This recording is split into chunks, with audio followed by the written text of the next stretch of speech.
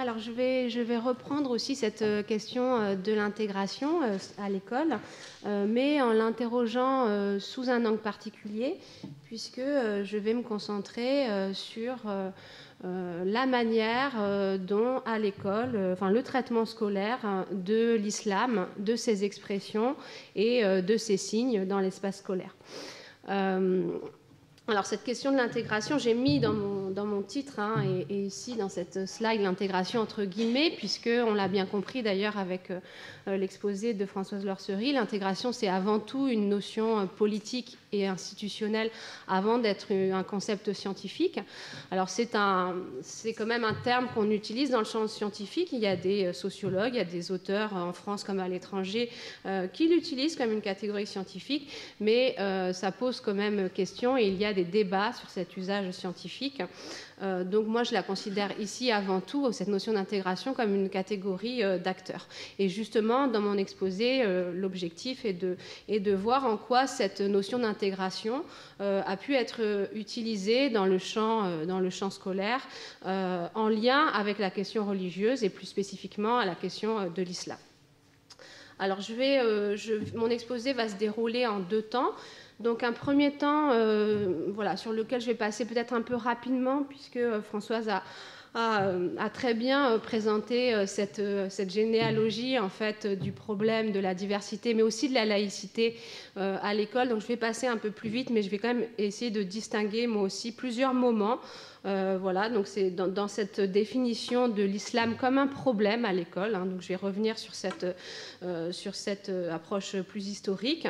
L'idée, en fait, c'est de revenir un peu là-dessus, puisque ça constitue pour les enseignants un contexte politique, institutionnel, social, plus généralement. Et puis aussi parce que ce contexte contribue à encadrer normativement leur travail, puisque les textes officiels, les directives, mais aussi les programmes scolaires et la façon dont ils se sont positionnés sur ces questions de diversité religieuse et d'islam, eh bien, ça contraint aussi, ça définit aussi leur travail au quotidien.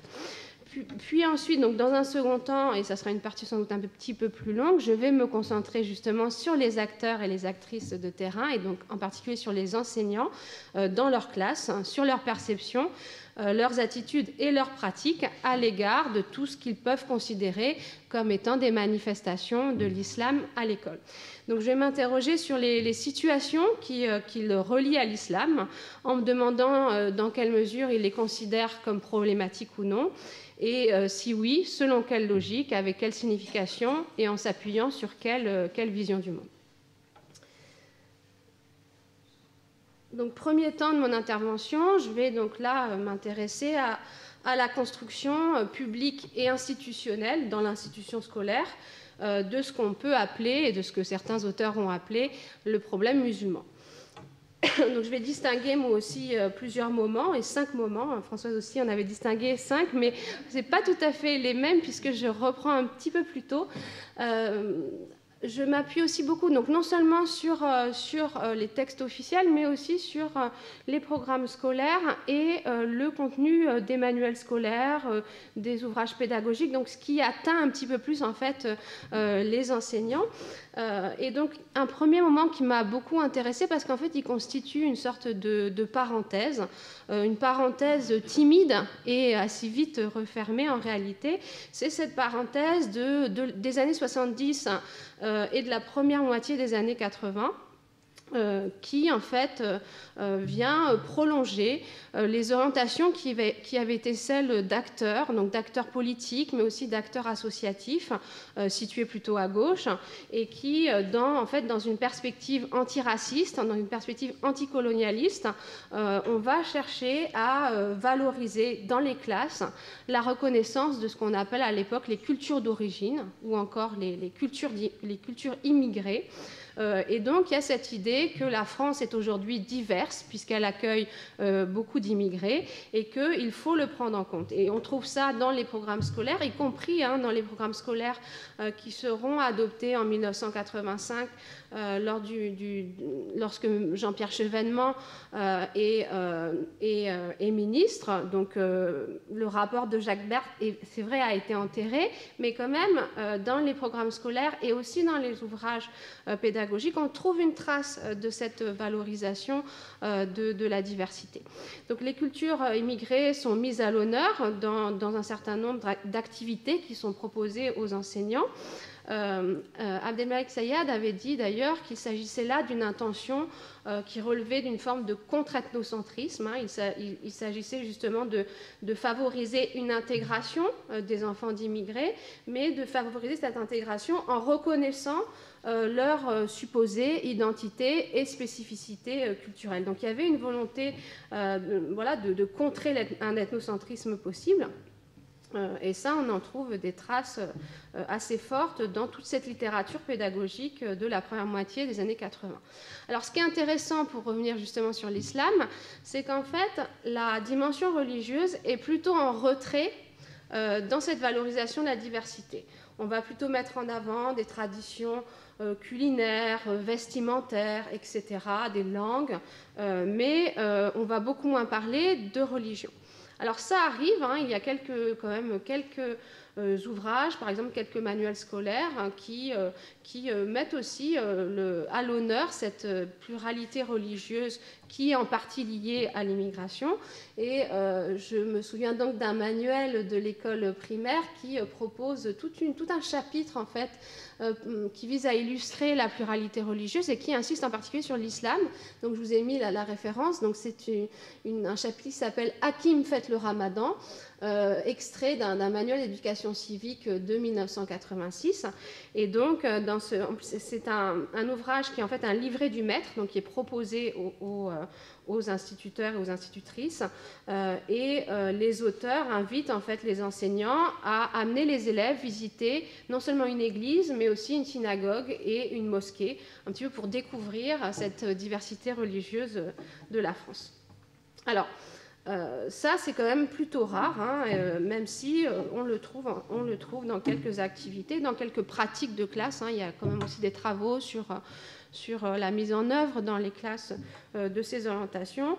Et voilà, la dimension religieuse reste quand même très secondaire dans cette mise à l'honneur de la diversité. Alors, cette valorisation de la diversité pose un certain nombre de questions. C'est assez connu, donc je ne vais pas m'étendre, mais c'est vrai qu'en renvoyant ces enfants d'immigrés à l'école, qui sont pourtant en fait nés en France, à leur supposée culture d'origine, eh bien, on les confine à un statut d'étranger, un statut d'extranéité, et on ne pense pas les transformations culturelles, les transformations sociales qui sont celles qui sont liées à ce contexte de migration. Et puis par ailleurs, et ça Sayad l'avait bien aussi souligné, cette focalisation sur les aspects culturels de l'intégration empêche que soit traitée tout à fait pleinement la question des inégalités sociales, des inégalités scolaires qui touchent ces enfants, et comme bien d'autres dans les milieux populaires, mais qui touchent aussi ces enfants particulièrement. Ce qu'on peut constater, en tout cas, sur la question de l'islam, c'est que justement, dans cette période-là des années 80, c'est encore une non-question. C'est pas quelque chose qui fait l'objet d'une réflexion ou d'inquiétude particulière. Donc tout change à partir de la fin des années 80 et de ce qu'on a appelé la première affaire du foulard en 1989. Et donc là, on a un vrai tournant, puisque à partir de ce moment-là, dans les débats publics, dans les discours médiatiques, eh bien, l'islam et ses manifestations, en particulier à l'école, à travers des signes religieux, vont occuper de manière récurrente le devant de la scène, dans les médias, dans les journaux télévisés, etc. Et pour ce qui est d'éducation nationale, qu'est-ce qu'il en est?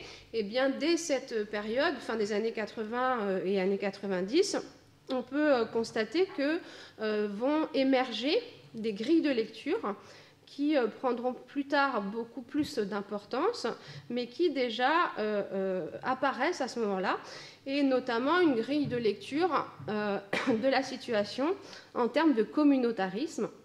Et c'est... ah oui, pardon, je n'ai pas changé le... Non, si, voilà, je suis encore sur la bonne slide.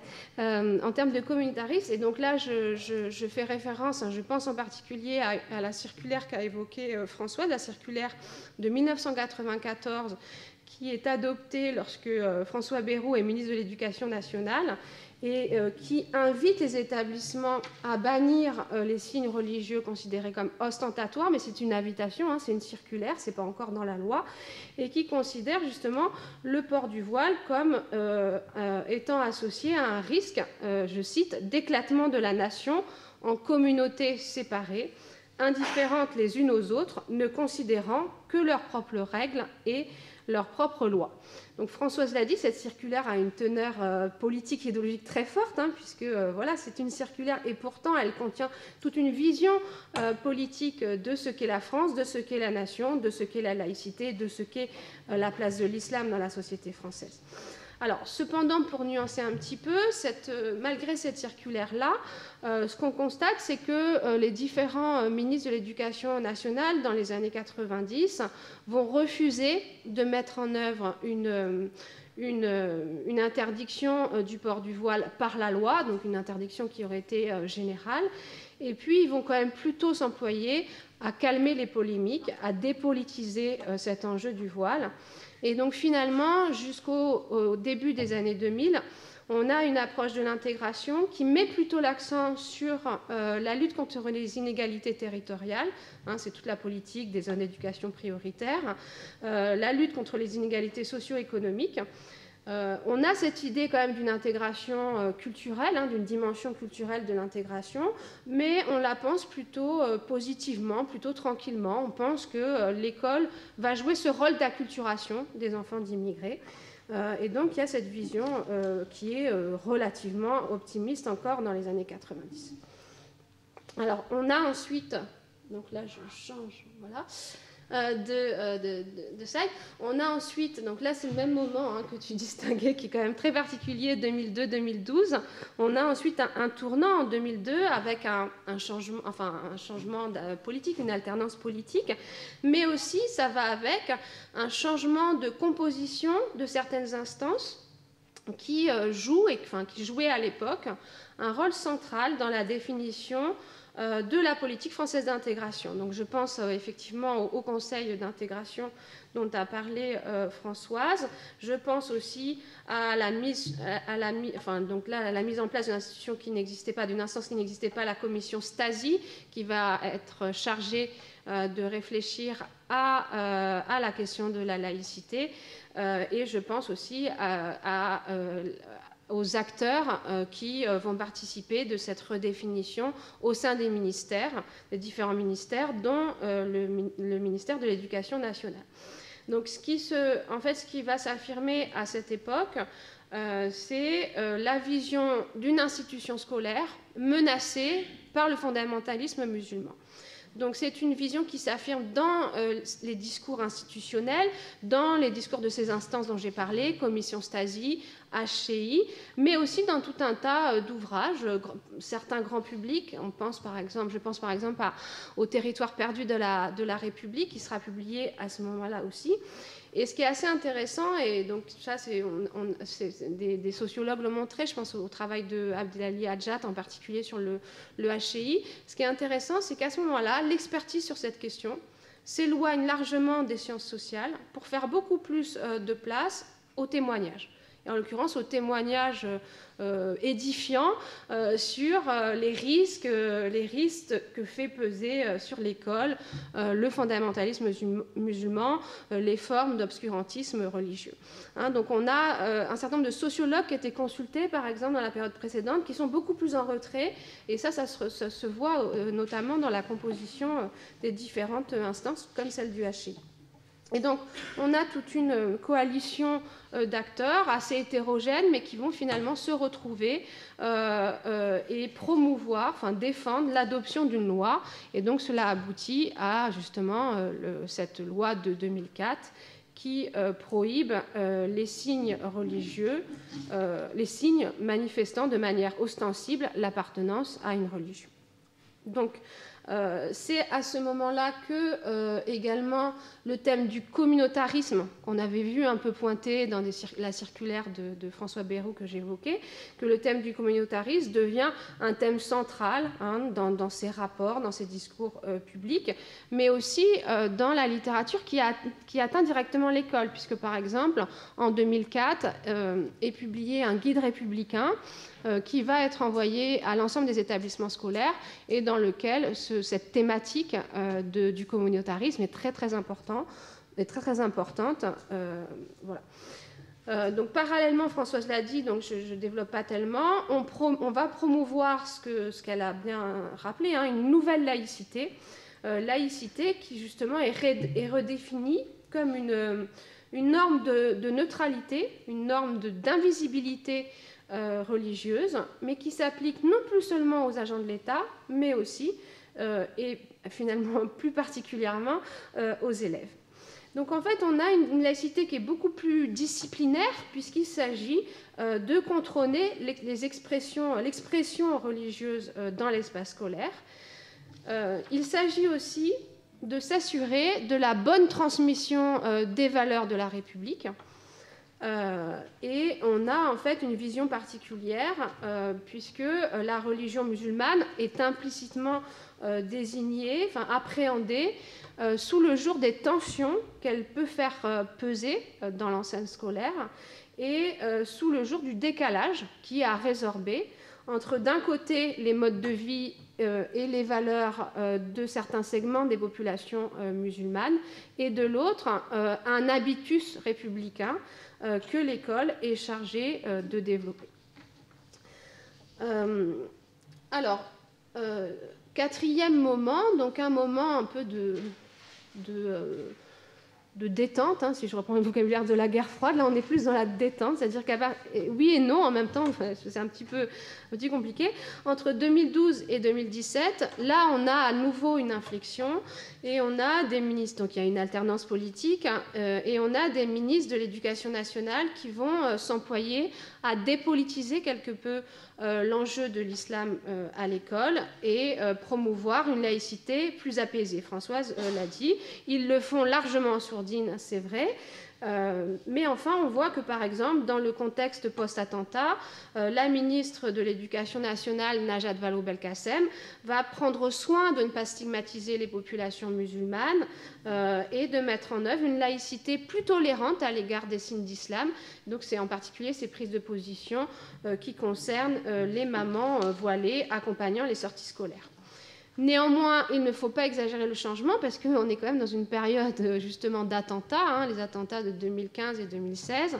Et donc, au même moment, on a des politiques de lutte contre la radicalisation qui vont être développées, qui vont prendre beaucoup d'importance et donc qui vont contribuer à exacerber la vision de l'islam comme menace en y ajoutant une dimension de peur, une dimension sécuritaire. Alors, est-ce qu'on est dans un nouveau moment aujourd'hui? Je serais bien incapable de le dire.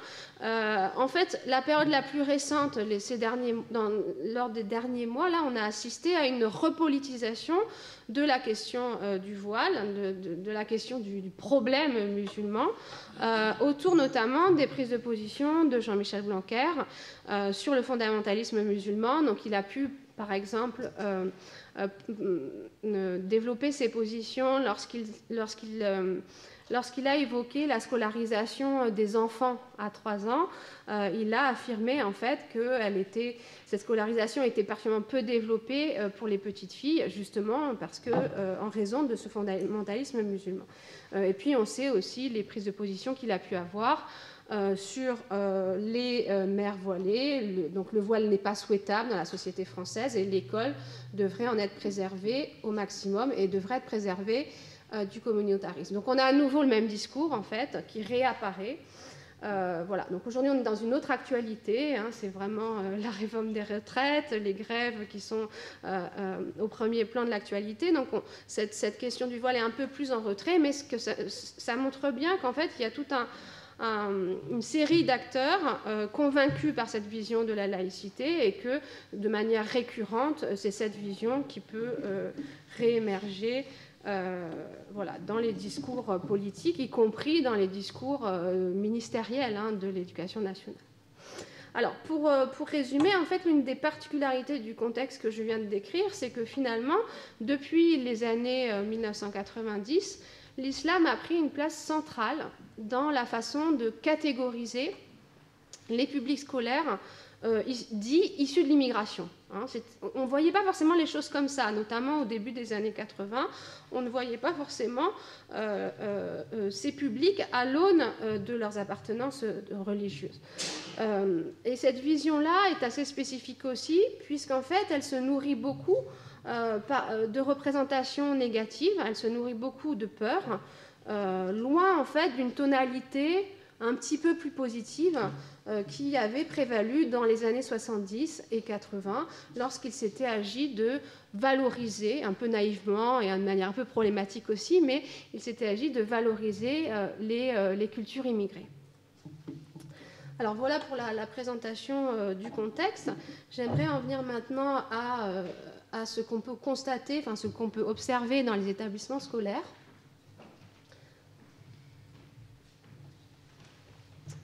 Alors, comment les... J'ai travaillé, en fait, j'ai fait des enquêtes dans les établissements, donc évidemment, j'étais en contact aussi avec d'autres types de professionnels que les enseignants, mais je me suis quand même concentrée, en termes d'enquête, sur le regard des enseignants et enseignantes. Donc, comment ces enseignants perçoivent-ils les appartenances religieuses de leurs élèves? Est-ce que l'islam est construit aussi sur le terrain comme un problème, ou est-ce que ça n'est pas le cas? Est-ce que la question religieuse, finalement, se pose assez peu dans les établissements? Et si elle se pose, de quelle manière? Donc, je m'appuie là sur deux enquêtes de terrain que j'ai conduites à une dizaine d'années d'intervalle. La première enquête, en fait, est assez ancienne, puisqu'il s'agissait de ma recherche doctorale. Donc, je l'avais commencée. Donc, c'est une enquête qui s'est déroulée de 2003 à 2007, il me semble, et qui a concerné seulement les écoles primaires. Voilà, 35 classes d'écoles primaires situées dans des villes différentes. La seconde enquête a été conduite plus récemment, entre 2012 et 2017, et j'ai élargi l'investigation en prenant en compte aussi l'enseignement secondaire. C'est-à-dire que j'ai enquêté aussi dans des collèges et des lycées, donc prioritairement auprès des enseignants et des enseignants d'histoire-géographie et des enseignants qui assuraient en fait l'enseignement moral et civique dont Françoise a parlé. Donc parfois c'était des professeurs de philosophie ou de SES en lycée, mais très majoritairement il s'agissait de professeurs d'histoire-géographie. Alors dans les deux cas, dans la première enquête comme la seconde, j'ai souhaité diversifier au maximum les terrains d'enquête, puisque j'étais partie du constat que sur les questions d'immigration, de diversité, d'ethnicisation des relations scolaires, les enquêtes portaient essentiellement sur des établissements scolaires très particuliers, ségrégés de l'éducation prioritaire, comprenant une très grande majorité d'élèves de milieux populaires issus des immigrations. Voilà. Alors moi, mon idée, c'était d'étudier les rapports majoritaires-minoritaires, mais dans des configurations diverses. Donc j'ai aussi enquêté dans des établissements qui étaient beaucoup plus mixtes socialement et en termes d'origine des élèves. Et ce que j'ai voulu aussi, c'est inclure des établissements beaucoup plus favorisés socialement, donc dans les centres-villes par exemple, dans lesquels il y avait très peu d'élèves issus de l'immigration, parce qu'en fait l'ethnicité se fabrique aussi du côté du majoritaire, et c'était ça qui m'intéressait. Et puis ça permet aussi de ne pas considérer les problèmes scolaires sous l'angle uniquement de contextes scolaires qui sont en fait très particuliers. Alors à l'enquête, que constate-t-on?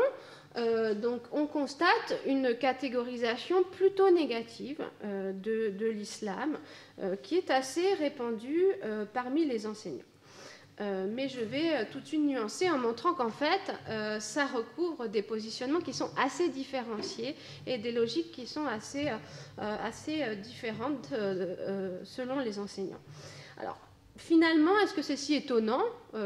Je dirais que non, puisque les enseignants sont aussi des citoyens comme les autres, et que donc ils évoluent dans un contexte social où la méfiance à l'égard de l'islam est assez forte. On peut avoir en tête, par exemple, ce que montrent régulièrement les enquêtes de la CNCDH, la Commission nationale consultative des droits de l'homme, et notamment dans ces enquêtes, il y a un indice de tolérance à l'égard des minorités, et ce qu'on voit, c'est que cet indice n'est pas particulièrement élevé pour ce qui concerne la minorité musulmane. Alors, dans le dernier rapport, l'indice est plus favorable, le rapport de 2018, l'indice est plus favorable, et en fait, la minorité la plus stigmatisée ne concerne plus les musulmans, mais concerne les Roms, avec un indice de tolérance extrêmement faible pour les Roms. Voilà, donc les enseignants sont des citoyens comme les autres, et ils sont... Voilà, majoritairement, ils se situent à gauche, mais ce que montrent bien les enquêtes de la CNCDH, c'est qu'y compris à gauche, on a des représentations qui peuvent être négatives de l'islam. Donc voilà. Après, ce qu'on peut aussi ajouter, c'est que les enseignants ont une position spécifique pour plusieurs raisons. D'abord, il faut considérer leur rapport à la religion.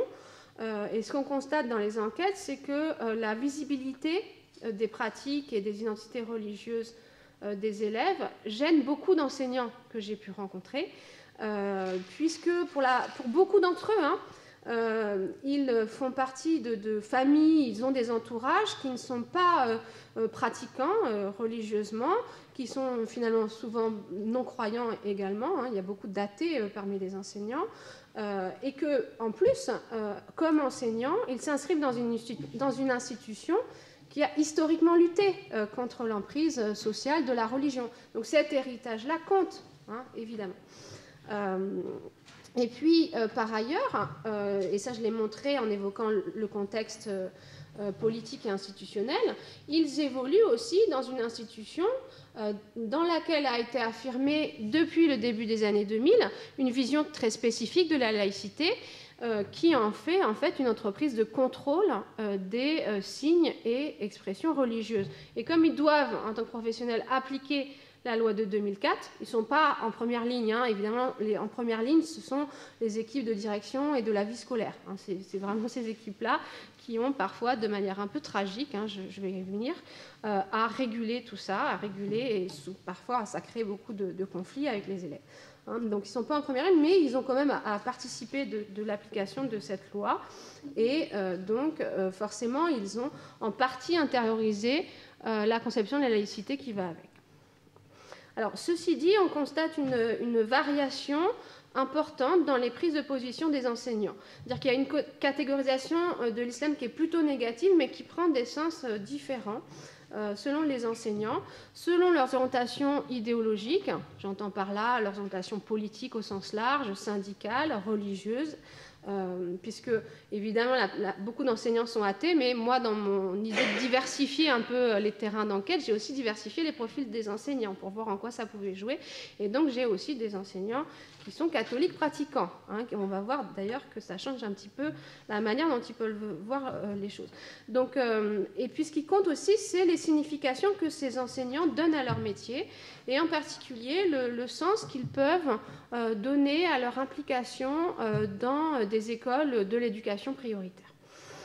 Alors, je vais essayer du coup d'illustrer ça avec différentes positions, différents types de représentations sur l'islam. Et donc, dans le discours de certains enseignants qui, de fait, sont minoritaires parce qu'ils ont des profils sociologiques et surtout idéologiques particuliers. Donc, dans le discours de certains enseignants, on peut repérer une forme d'altérisation très nette de l'islam, qui en fait vient se nourrir d'une conception culturelle de l'identité nationale, marquée par la référence, qui peut être explicite ou plus implicite, à la tradition catholique.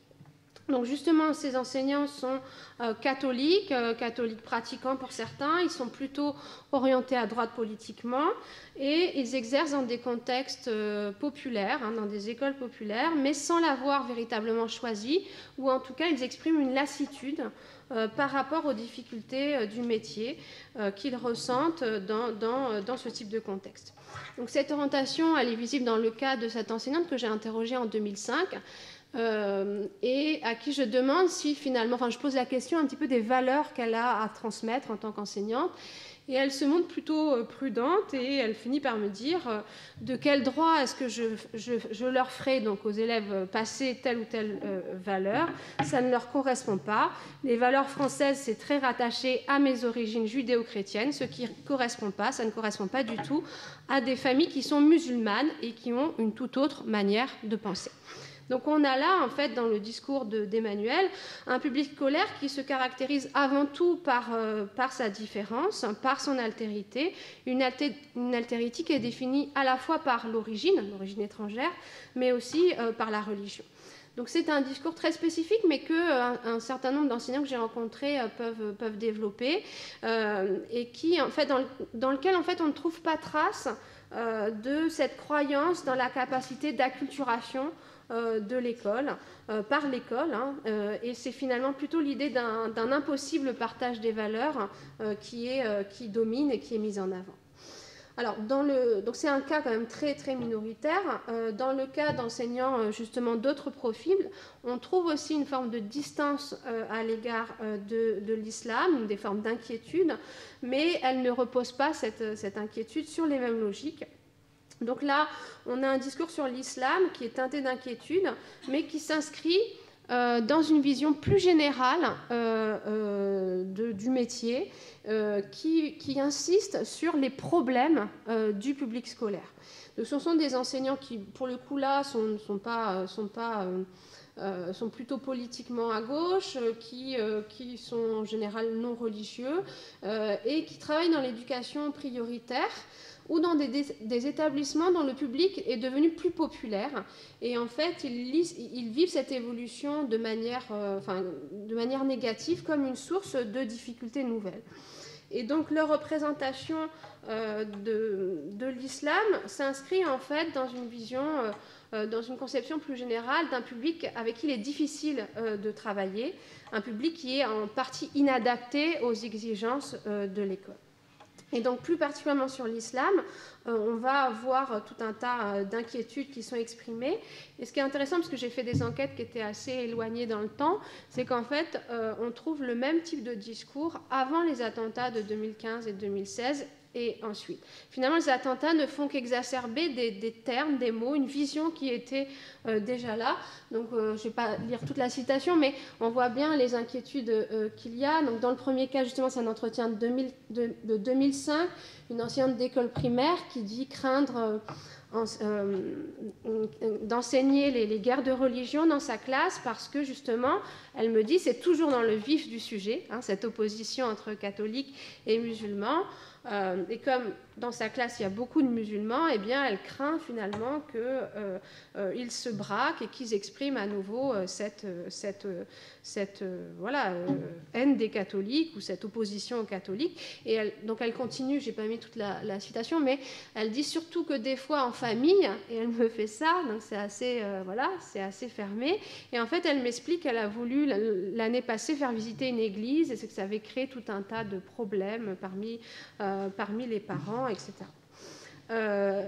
Autre discours, donc plus de 10 ans plus tard, cette fois dans un collège, avec un enseignant qui m'explique que l'islam prend une place de plus en plus importante dans l'identité des élèves et qu'il y a des formes d'intolérance en fait entre élèves, avec par exemple des élèves musulmans qui sont pointés du doigt parce qu'ils mangent du porc à la cantine, et puis une référence centrale en fait, qui est faite à l'islam dans les classes par les élèves. Et donc toutes ces évolutions, toutes ces situations sont considérés par les enseignants sous le prisme du risque de radicalisation, quels que soient en fait les signes dont ils parlent. Hein. Est-ce simplement parce que les pratiques religieuses sont plus fréquentes, sont plus massives? Est-ce que c'est parce que les enfants parfois sont tout à fait prosélytes, hein? Donc ils mélangent en fait différentes situations pour en faire, sous le prisme de cette crainte de la radicalisation. On a aussi tout un discours sur le communautarisme qui se retrouve tout à fait aussi sur le terrain, avec ces enfants qui seraient, ou ces adolescents qui seraient, par exemple, amis parce qu'ils ont la même religion, et spécifiquement ici, parce qu'ils sont musulmans. Alors, chez d'autres enseignants encore, j'ai dit qu'il y avait une gêne à l'égard de la visibilité des identités religieuses, qui était en fait un trait assez partagé dans le monde enseignant. Eh bien, ce qu'on peut voir, c'est que chez certains, il y a clairement aussi une identité, une orientation anti-religieuse, et qu'il s'agisse de l'islam ou d'ailleurs du catholicisme, ces enseignants expriment en fait une crainte.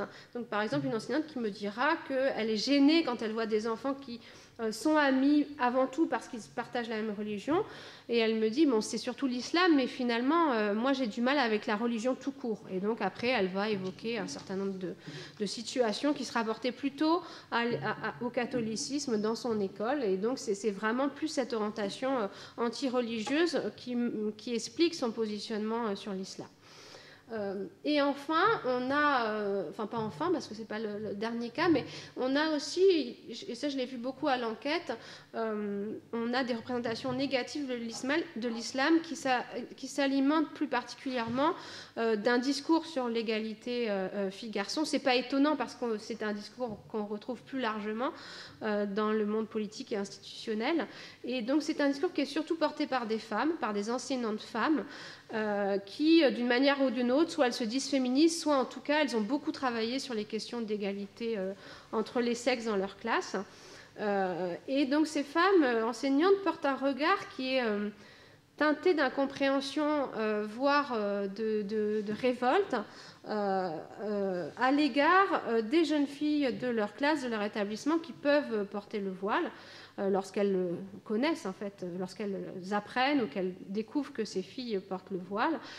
Et donc, je me souviens d'une enseignante en particulier qui observe avec moi une jeune fille sortir de son établissement, de son lycée, et revêtir le voile, une jeune fille de sa classe, et elle me dit « Je ne comprends pas pourquoi elles font ça, elles se mettent elles-mêmes dans les fers, c'est dingue ». Et voilà, donc après ça suit toute une conversation, et en fait ce qui est intéressant, c'est que leur représentation de jeunes filles musulmanes dominées dans leur quartier et dans leur famille entre en fait en porte-à-faux avec le constat qu'elles font finalement sur le terrain, que ces jeunes filles adhèrent de manière volontaire à ces pratiques religieuses. Et elles me disent d'ailleurs souvent qu'il s'agit de jeunes filles qui jouent un rôle de leadership dans leur groupe d'amis, et que donc voilà, il y a un discours qui est très contradictoire sur ces jeunes filles. Enfin, donc dernier cas, par contraste avec toutes les attitudes que je viens de décrire, on observe aussi une petite minorité d'enseignants, plus rare dans les enquêtes, parce que là aussi ils ont des profils idéologiques particuliers, qui manifestent une attention, une volonté consciente de lutter contre toute forme de stigmatisation de la religion musulmane. Donc ces enseignants sont souvent engagés dans des mouvements politiques de gauche ou d'extrême gauche, ou dans des syndicats, et ils se caractérisent en fait par le sens militant qu'ils accordent à leur métier. Ils enseignent souvent dans l'éducation prioritaire, et ils ont une vision très politisée justement de la question musulmane. Donc je vais parler d'une enseignante pour vous situer un peu plus, incarner un peu plus ce profil. Donc c'est le cas d'une enseignante que j'ai appelée Anna, professeure d'histoire-géographie, 35 ans, je l'ai rencontrée en 2015, elle est militante à Sud Éducation. Elle fréquente aussi des cercles de réflexion décoloniaux, et elle se montre critique tant lors de l'entretien que je fais avec elle que dans la salle des professeurs, parce que je l'ai déjà entendu intervenir là-dessus, à l'égard des stéréotypes à ses yeux, stéréotypes sur l'islam qui à ses yeux sont plutôt fréquents dans les milieux enseignants. Et en fait, elle est la seule enseignante que j'ai rencontrée à ne pas porter de discours négatif sur le port du voile. Et elle m'expliquera à un moment avoir répondu à ses collègues qui, pour elle, avaient une vision misérabiliste des jeunes filles voilées de son lycée, qu'en fait, certaines de ses élèves étaient bien plus féministes que les profs ici. Donc c'est quelque chose qu'elle aurait dit en salle des profs pour contrer ce qui lui apparaissait comme des stéréotypes. Alors, ce profil ne se retrouve pas nécessairement, puisqu'on m'a posé la question lors d'une communication précédente, ne se retrouve pas nécessairement chez des enseignants qui seraient eux-mêmes musulmans. Il y a eu un certain nombre de travaux sur alors pas sur les enseignants musulmans, mais sur les enseignants dits issus de l'immigration. Et en fait, on voit une forte diversité de leur position sur ces questions de diversité, justement de diversité ou d'ethnicité. Et alors pour le coup, par rapport à l'islam, c'est la même chose. Donc moi, j'ai interrogé 2 enseignants musulmans. Donc l'un des 2 relevait plutôt du profil que je viens d'évoquer, mais l'autre pas du tout. Et c'est plutôt un discours inquiet aussi sur l'islam qu'il développait, cet enseignant-là. Et il contrastait d'ailleurs l'attitude des différentes générations de l'immigration. Les générations plus anciennes, finalement, auxquelles il se rattachait, sans le dire, étaient, selon lui, je cite, attachées à la France et à la laïcité, et ne mettaient pas en avant leur religion comme ça, c'est-à-dire comme ses élèves le font aujourd'hui. Alors, on a cette catégorisation négative de l'islam chez beaucoup d'enseignants, mais ce qu'il faut voir, c'est qu'elle n'a pas nécessairement d'effet pratique. Parce que là, je vous ai rapporté des représentations, des discours, mais qu'est-ce que ça donne en fait concrètement dans la gestion des situations scolaires, dans la gestion des relations avec les élèves. Alors, ce qu'il faut voir, en fait, c'est que tout d'abord, il y a beaucoup de variations locales et que l'islam n'est pas nécessairement construit comme un problème dans certains établissements. Je vais contraster 2 établissements, alors pour le coup très opposés. Mais donc, j'ai eu l'occasion d'enquêter dans un lycée où la situation s'est révélée particulièrement tendue. Ce qui fait d'ailleurs que je n'ai pas pu enquêter auprès des élèves. On me l'a formellement interdit d'interroger les élèves, en tout cas dans l'enceinte de l'établissement, parce que je ne pouvais pas tellement contrôler ce que je faisais en dehors. Mais voilà, donc c'est un établissement, c'est un lycée que j'ai enquêté en 2014-2015. Ce lycée connaît dès la rentrée 2014 un certain nombre d'incidents liés au port du voile ou d'autres tenues religieuses qui en fait se développent dès la rentrée 2014. Donc par la suite, après les attentats de janvier 2015, certains élèves vont tenir des propos qui vont être jugés inacceptables dans ce contexte des attentats de janvier et être exclus. Il y en a très peu qui seront exclus, mais il y en a quelques-uns. Un groupe de travail sur la laïcité va se monter de manière juste dans ce contexte-là. D'ailleurs, la première réunion de ce groupe de travail à laquelle j'ai assisté s'ouvre par une lecture, Françoise, tu parlais de Henri Pénard-Ruiz, s'ouvre justement par la lecture par la proviseure d'une citation d'Henri Pénard-Ruiz. Donc ce qu'on voit, comment ils vont travailler, ces enseignants et l'équipe de direction sur la laïcité. Alors ce qu'on voit, c'est que l'équipe de direction et une partie des enseignants, ceux qui font partie de ce groupe, pas tous d'ailleurs, mais certains d'entre eux, vont présenter l'établissement presque avec un vocabulaire guerrier, mais comme un camp retranché, comme un champ de bataille, comme une sorte de forteresse assiégée, assiégée par qui? Donc assiégée par certaines familles musulmanes du quartier qui seraient promptes à se mobiliser contre l'école laïque, contre ses valeurs et les savoirs qu'elle porte. Donc, ce lycée a une situation spécifique qui est liée à toute une série de facteurs. D'abord, il est situé dans une ville et dans un quartier où il y a eu un certain nombre de départs des jeunes pour le djihad. L'établissement, du coup, a des liens très étroits avec la sécurité intérieure. Et donc, ça renforce aussi la vision un peu policière qu'ils peuvent avoir de la mise en pratique de la laïcité, qui se résume beaucoup à un contrôle, en fait, des signes et des comportements religieux des élèves.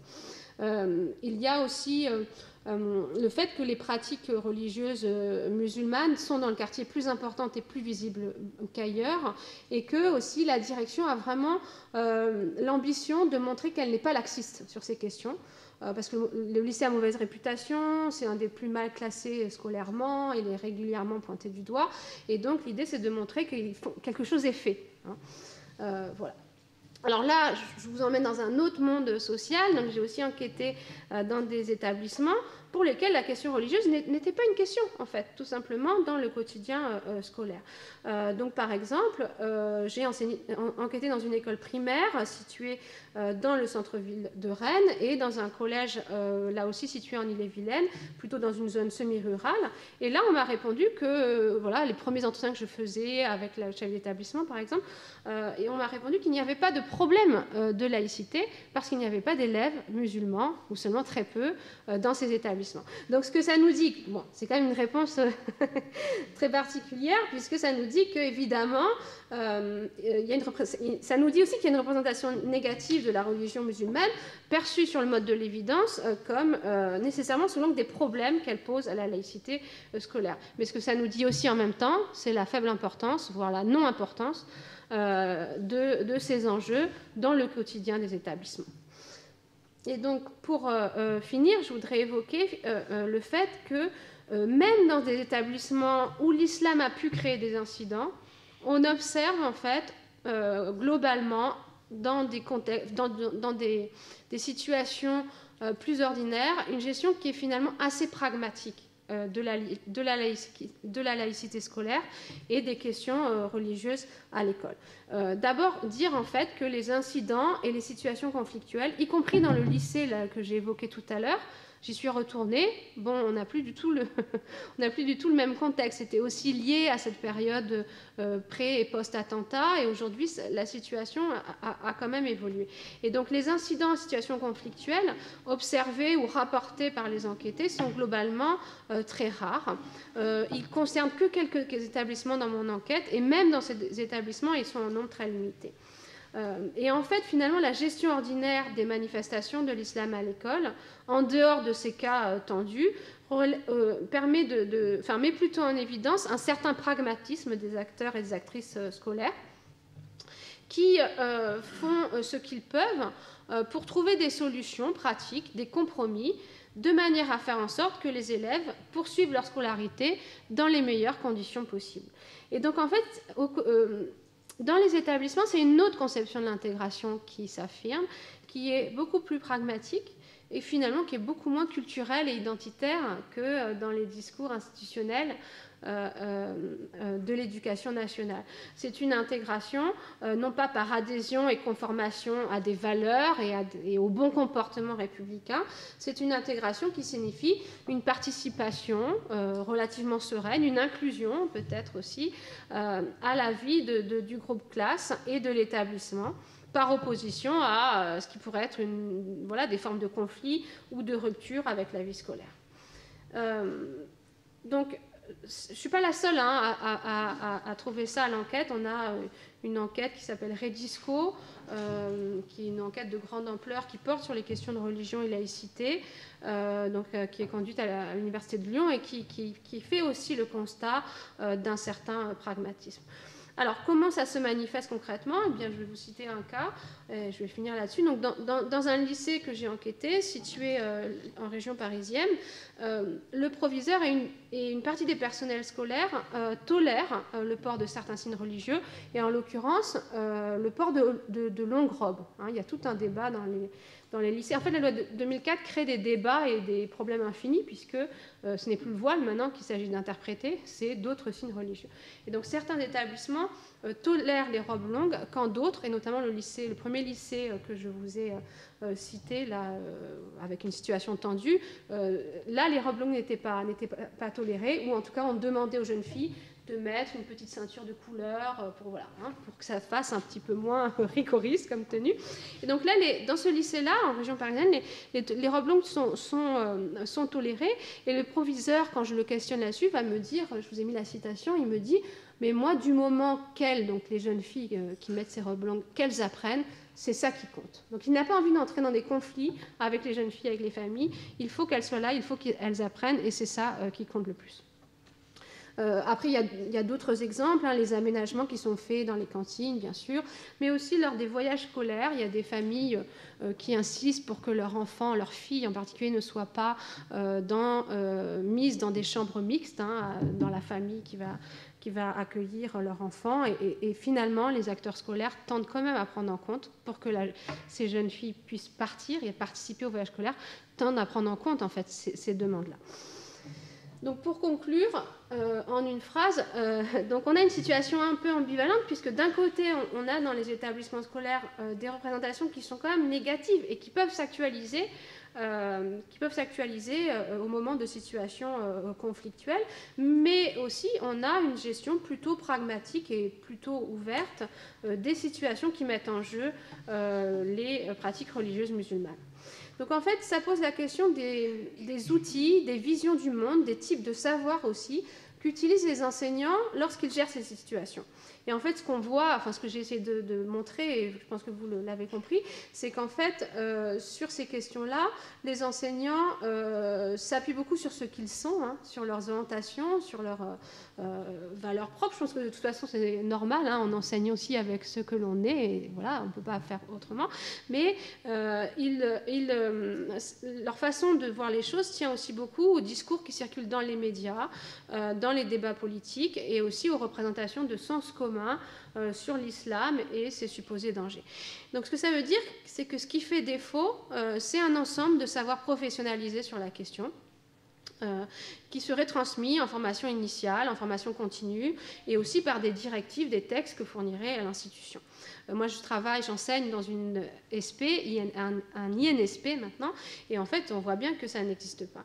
Alors, la sociologie, les sciences sociales sont peut-être aussi un peu en cause, dans la mesure où, finalement, je trouve qu'on manque de travaux quand même. Il y en a, hein, mais on en manque, sur la socialisation religieuse des enfants et des adolescents aujourd'hui. Il y en a, mais à mon sens, il n'y en a pas assez. Et puis, après, il faudrait aussi que ces travaux-là soient transmis, et ça n'est pas le cas dans la formation des enseignants. Et en fait, la constitution de ces savoirs plus professionnalisés sur les questions religieuses, qui d'ailleurs ne concernent pas que l'islam, hein, voilà. Ça serait intéressant aussi justement d'élargir le regard, eh bien, pourrait produire une gestion plus apaisée, mais sans doute aussi plus collective, en fait plus institutionnelle, de ces questions religieuses, et sans doute que ça contribuerait à réduire le caractère très tendu et parfois tragique et le malaise que peuvent ressentir certains enseignants. Voilà, merci. Merci, vous avez pu noter avec quelle sérénité, avec quelle maîtrise, avec quelle tranquillité ces sujets ultra sensibles sont abordés par nos deux intervenantes. Je crois qu'il y a un contraste saisissant entre la façon dont fonctionne la polémique publique et la façon dont peut fonctionner la recherche. Et vraiment, je suis très reconnaissant de montrer que c'est possible de faire des recherches de cette façon-là sur de tels sujets.